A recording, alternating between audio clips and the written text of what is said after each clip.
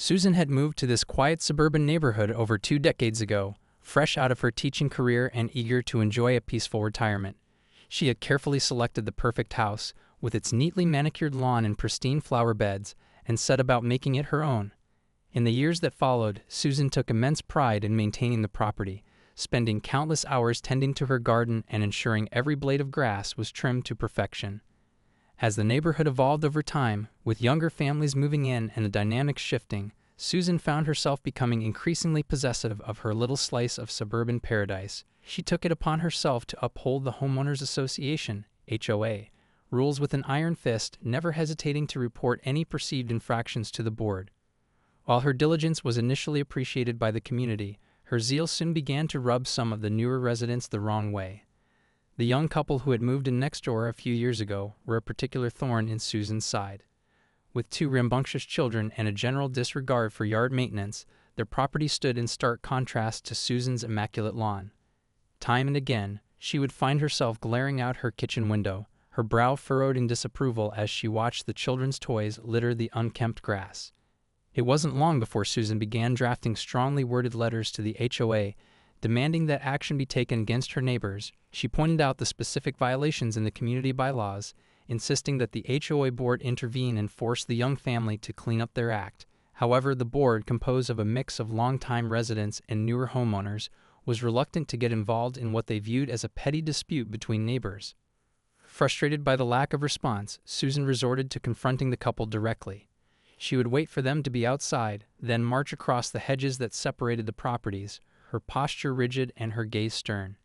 "Your yard is an eyesore," she would declare, "and it's bringing down the entire neighborhood." The young wife would often try to diffuse the situation with a nervous smile, while the husband would clench his jaw, his temper visibly rising.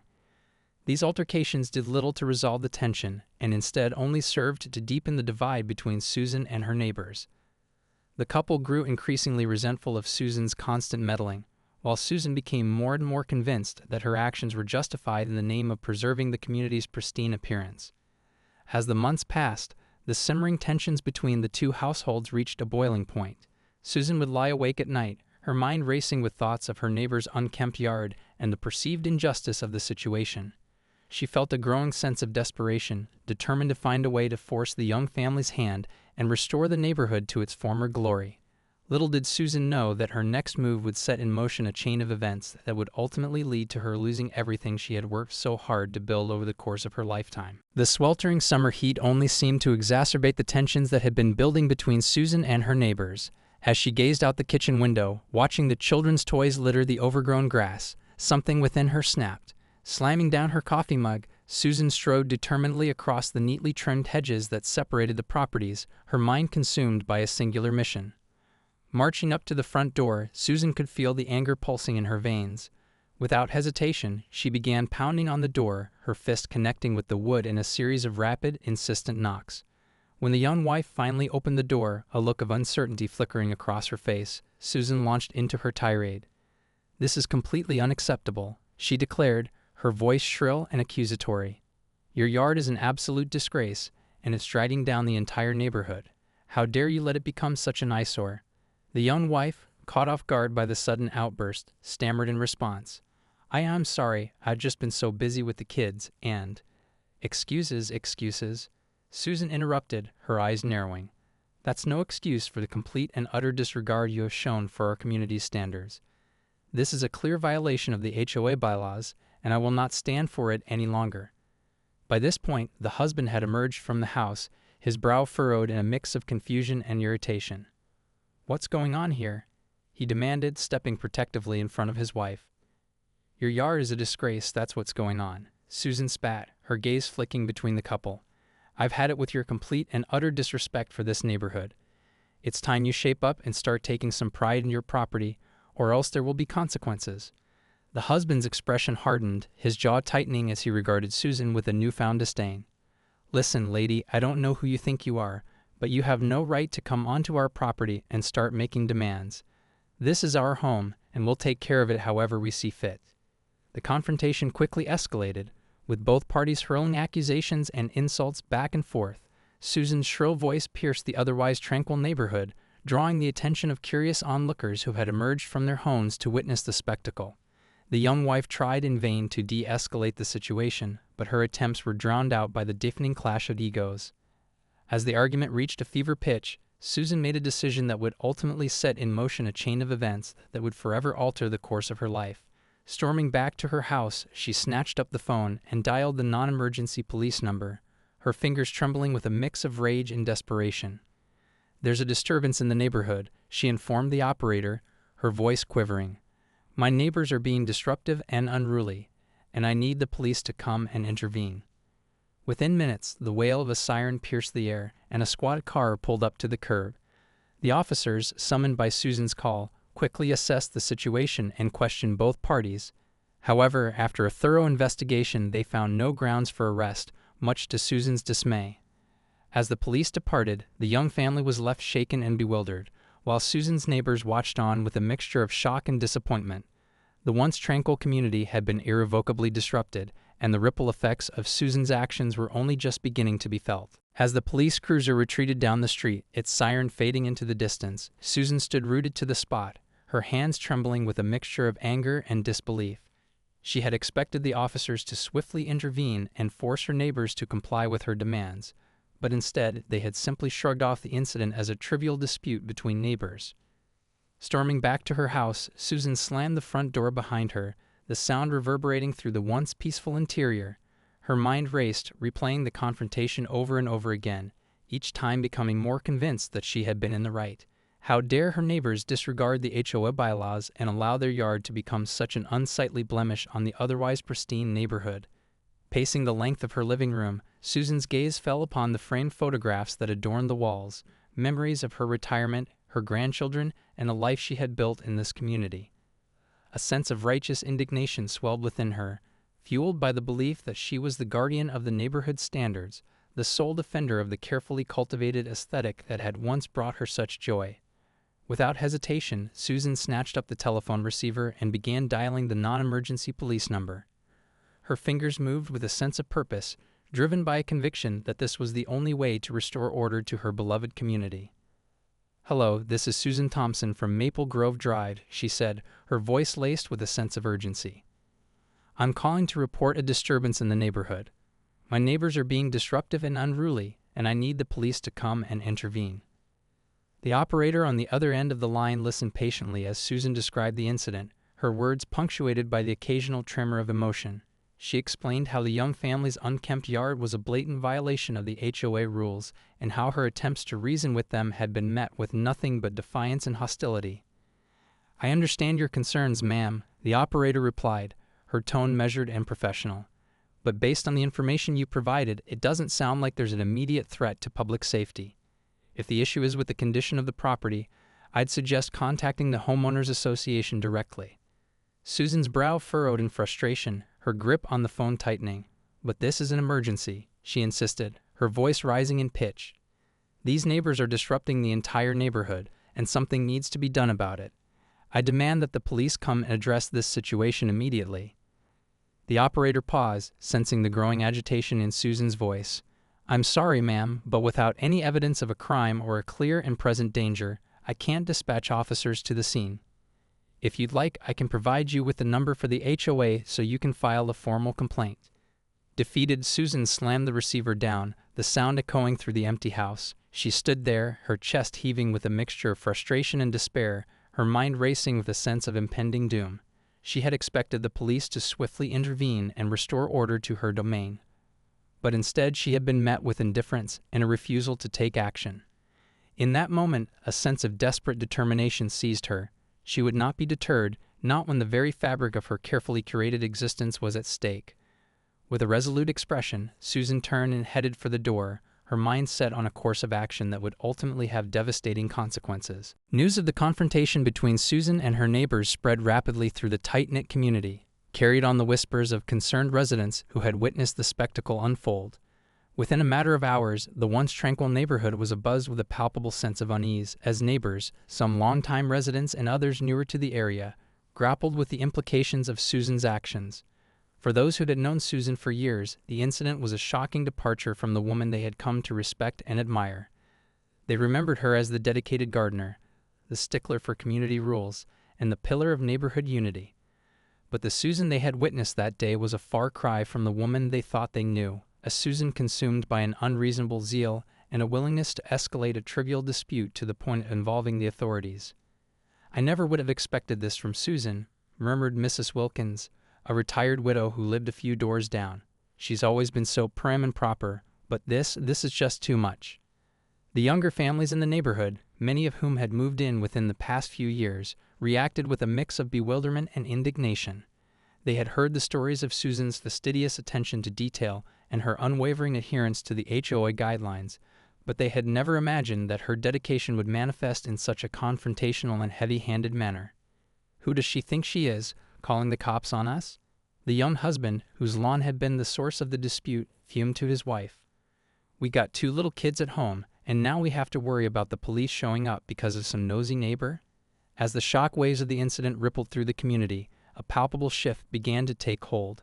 Neighbors who had once greeted Susan with warm smiles and friendly waves now averted their gaze, unwilling to engage with the woman they now saw as a pariah. The young family, shaken by the ordeal, felt violated and betrayed, their sense of security within the neighborhood shattered. Even the Homeowners Association, an entity that Susan had once championed as the guardian of their community's standards, found itself at a loss for how to respond. The board members, a diverse group of longtime residents and newer homeowners, struggled to reconcile Susan's actions with the inclusive and harmonious vision they had for the neighborhood. "We understand that Mrs. Thompson has concerns about the appearance of her neighbor's property," one board member, a soft-spoken retiree, said during a hastily convened meeting. "But calling the police was an extreme measure, and one that has clearly caused significant upheaval within the community. We need to find a way to address this situation that doesn't further divide our residents." As the days passed, the once vibrant community began to feel the weight of the tension that had descended upon it. Neighbors who had once gathered for barbecues and block parties now eyed one another with a sense of unease, wary of engaging in any discourse that might inadvertently stoke the flames of the brewing conflict. For Susan, the isolation she now found herself facing was a bitter pill to swallow. The very community she had once cherished and defended with such fervor had now turned against her, leaving her feeling adrift and alone. And as the reverberations of her actions continued to be felt, she couldn't help but wonder if she had made a grave and irreversible mistake. As the days turned into weeks, the young family that had been the target of Susan's ire found themselves struggling to come to terms with the traumatic ordeal they had endured. The harsh glares from neighbors, the whispers that seemed to follow them wherever they went, and the constant sense of unease that hung over their home had taken a profound toll on their sense of belonging and security within the community. Determined to seek justice and reclaim their rightful place in the neighborhood, the young couple made the decision to take formal action against Susan. They gathered the courage to approach the Homeowners Association, intent on filing a complaint that would force the board to address the situation head-on. "This has gone on long enough," the husband declared, his brow furrowed with a mix of anger and resolve. "Susan's behavior is completely unacceptable, and it's time she's held accountable for the distress she's caused our family." The HOA board, already aware of the brewing tensions in the community, listened intently as the young couple laid out their case. They described the confrontation in vivid detail, recounting Susan's aggressive and accusatory tone, as well as the traumatic experience of having the police called to their doorstep. "We've tried to be reasonable, to find a compromise with Susan, but she's unwilling to budge," the wife said, her voice tinged with a sense of desperation. "Now our children are afraid to play in the yard, and we feel like we're walking on eggshells in our own home. Something needs to be done before this situation escalates any further." The board members, some of whom had been on the receiving end of Susan's own zealous enforcement of the community rules, found themselves grappling with the gravity of the situation. They recognized that the tensions had reached a boiling point, and that decisive action would be required to restore a sense of harmony to the neighborhood. After a lengthy discussion, the board unanimously agreed to launch a formal investigation into the matter. They would delve into the history of the dispute, examining the specifics of the HOA bylaws and determining whether Susan's actions had indeed violated the community's code of conduct. "We take these types of complaints very seriously," the board president, a retired accountant, assured the young couple. "Rest assured, we will get to the bottom of this and take the appropriate steps to address the situation." As the investigation commenced, Susan found herself thrust into the unwelcome spotlight of the community's scrutiny. The HOA board began reaching out to other residents, gathering statements and evidence that would help them assess the validity of the complaint. Neighbors who had once been content to keep their heads down now found themselves drawn into the fray, forced to confront the divisive issue that had taken root in their once peaceful enclave. For Susan, the realization that her actions had sparked a formal complaint and an HOA investigation was a bitter pill to swallow. She had always seen herself as the guardian of the community's standards, the lone voice championing the values that had drawn her to this neighborhood in the first place. But now, as the full weight of the consequences began to sink in, she found herself questioning the wisdom of the path she had chosen. As the investigation progressed, Susan braced herself for the inevitable verdict, her heart pounding with a mix of trepidation and defiance. She was convinced that her cause was just, and that the HOA board would ultimately side with her in her quest to restore order to the community. But deep down, she couldn't shake the nagging feeling that the outcome might not be as favorable as she had hoped. As the Homeowners Association's investigation into the dispute between Susan and her neighbors unfolded, the board members found themselves confronted with a stark and unsettling reality. Through extensive interviews with community members and a thorough review of the HOA's own records, a pattern began to emerge, one that painted a troubling picture of Susan's behavior and its impact on the neighborhood. It became clear that this was not an isolated incident, but rather the latest in a long string of confrontations in which Susan had inserted herself as the self-appointed arbiter of community standards. Time and again, she had targeted her neighbors, using a combination of aggressive tactics and appeals to the HOA's authority to force compliance with her vision of the perfect suburban landscape. Mrs. Thompson has a history of aggressively confronting her neighbors over minor issues. One longtime resident testified, her words laced with a hint of exasperation. She's not just concerned about the appearance of the neighborhood, she's obsessed with it, to the point where she's willing to go to extreme measures to get her way. The board members pored over documentation of past complaints filed by Susan, each one more strident and demanding than the last. They saw a pattern of behavior that had grown increasingly erratic and disruptive, with Susan's unwavering insistence on maintaining the community's aesthetic standards clashing with the more relaxed attitudes of the newer, younger families. This is not just about a messy yard, the board president, a retired accountant named Mr. Wilkins, observed solemnly. It's about a fundamental disconnect between Mrs. Thompson's vision for the neighborhood and the evolving needs and preferences of the people who live here. After much deliberation, the Homeowners Association board reached a unanimous decision. Susan's actions had crossed a line, and she would be held accountable. In a strongly worded statement, they condemned her behavior as a clear violation of the community's code of conduct, citing her repeated disregard for the well-being and autonomy of her fellow residents. The Homeowners Association Board has determined that Mrs. Susan Thompson's actions, including the recent confrontation with her neighbors and the subsequent call to the police, constitute a serious breach of our community's standards, the statement read. Her conduct has caused undue distress and disruption within the neighborhood, and we will not tolerate such behavior going forward. The board's verdict was unequivocal. Susan would be fined a significant sum for her transgressions, and they made it clear that any further incidents would result in escalating penalties up to and including the potential revocation of her membership in the HOA.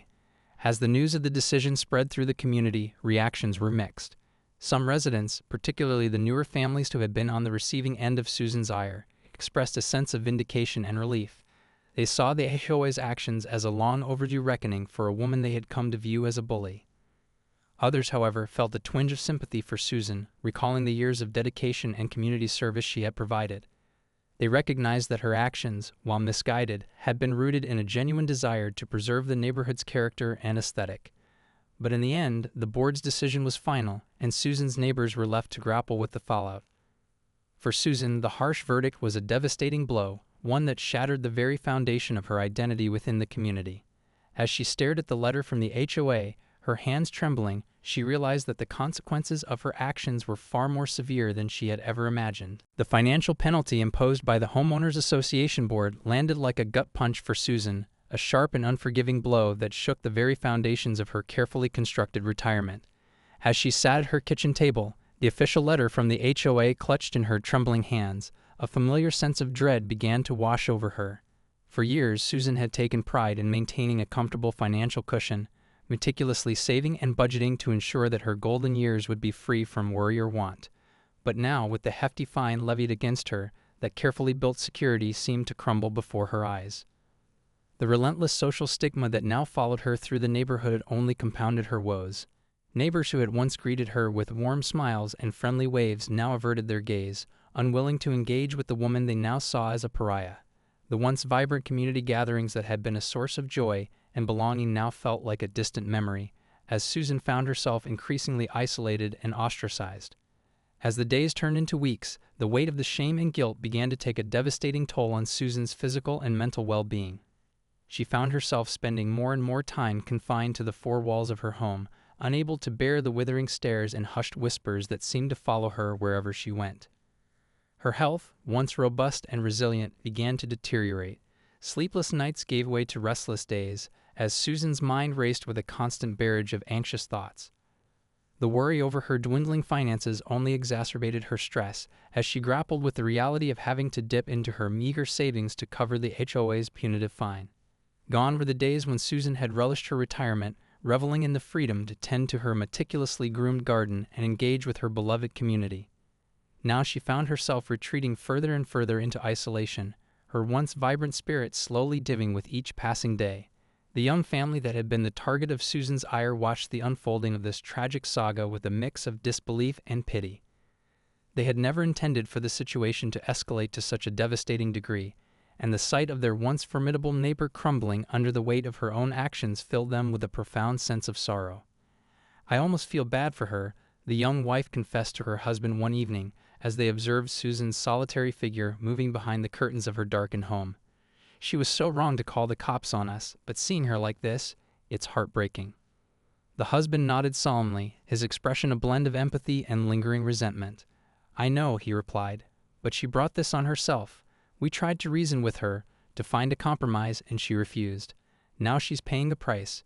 As the days turned into months, Susan's once comfortable retirement spiraled further and further out of reach. The financial burden of the HOA fine, coupled with her inability to find the will to venture out and engage with the world, left her in a precarious position. She found herself dipping deeper into her dwindling savings, her once secure future now shrouded in uncertainty. The once vibrant, self-assured woman who had taken such pride in her role as the guardian of the neighborhood's standards had been reduced to a shadow of her former self, a mere shell of the person she had once been.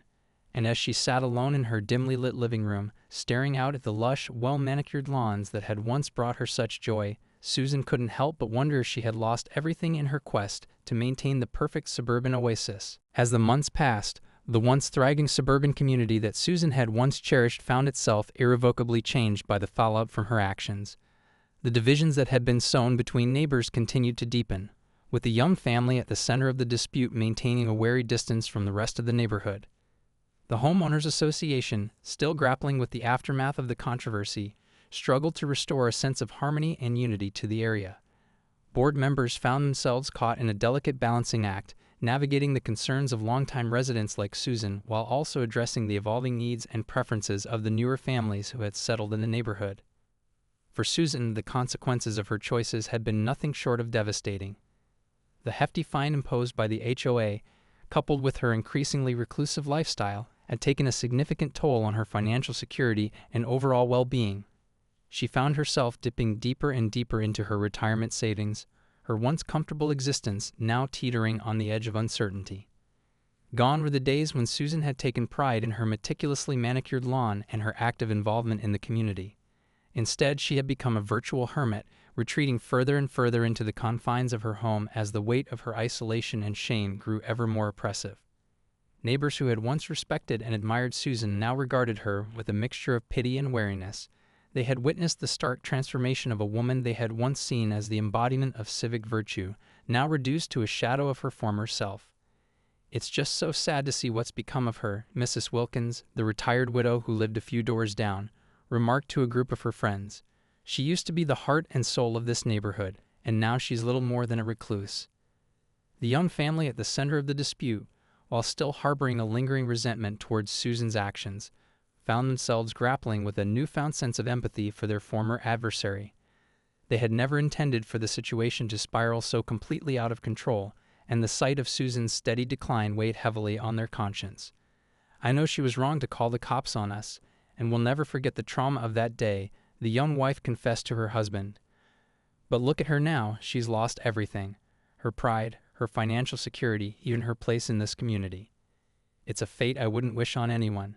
As the community continued to navigate the aftermath of the incident, the Homeowners Association Board found itself facing a critical juncture. They recognized that the divisive nature of the dispute had left lasting scars, and that restoring a sense of unity and understanding would require a delicate touch. This whole situation has been a wake-up call for us, the board president, Mr. Wilkins, acknowledged during a public meeting. We need to take a long, hard look at our community standards and find a way to balance the diverse needs and preferences of our residents. Rigid enforcement of the rules is not enough. We need to foster a spirit of empathy and compromise. In the end, the saga of Susan and her embattled neighbors served as a cautionary tale, a stark reminder that even the smallest of disputes can escalate rapidly when fueled by ego, a lack of empathy, and an unwillingness to find common ground. The once tranquil suburban enclave had been irrevocably changed, and the echoes of Susan's actions would continue to reverberate through the community for years to come. As for Susan, she found herself adrift in a sea of regret and isolation, her once comfortable retirement slipping further and further out of reach.